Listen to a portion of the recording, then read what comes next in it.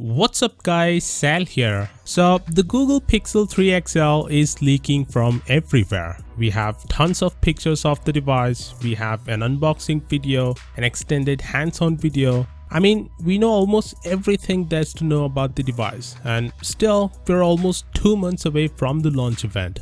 Isn't this strange that a device whose launch is still months away is leaking like crazy? Which makes a lot of people ask, are all these leaks intentional? If you ask me, I believe they are. Google knows the notch is gonna bother people, and they're leaking this device on purpose to make people get used to this thing. Most of the people buy Pixel phones not for the hardware or design, but for the software that it offers and for its camera. So it doesn't really bother Google if people already know how it's gonna look like. I mean, similar thing happened with the OnePlus 6 as well. After seeing the initial leaks, people used to comment that they absolutely hate the notch and are never gonna buy it. But as we got more and more leaks of the device, people slowly started getting used to the notch and then started commenting that, you know what, it doesn't look that bad, and finally went on and purchased the device anyway. I feel Google is using the same approach, and I'm sure it's gonna work. People who are hating the Pixel 3 XL now for its notch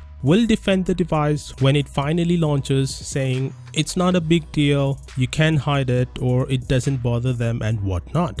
Anyway, the person who's leaking all the Pixel 3 XL stuff made a video and said he doesn't really understand why he got the phone. He received from an anonymous person who contacted him on Telegram. He posted pictures he received from that person, not expecting this thing to go deeper. He's not gonna do a review out of respect for people who worked on the phone. He doesn't want to spoil the surprise or take away from the efforts of the Pixel team. Also said he has had from requests from XDA and tech sites and isn't giving them anything either. With that being said, I still think the notch on the Pixel 3 XL is stupid. It's less a notch and more a bathtub.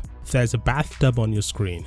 After seeing the Note 9 and even the OnePlus 6, the Pixel 3 XL is looking very disappointing. I want to root for Google because there's so much potential in them changing the landscape of the smartphone industry with design and utilizing their own operating system, but I honestly can't say the 3 XL looks attractive this time. I wish as much as anyone that this isn't the real phone, but I feel like if Google was working on the real Pixel 3 XL, it would have been leaked at least a little, since it's hard to keep any secret on the tech industry today.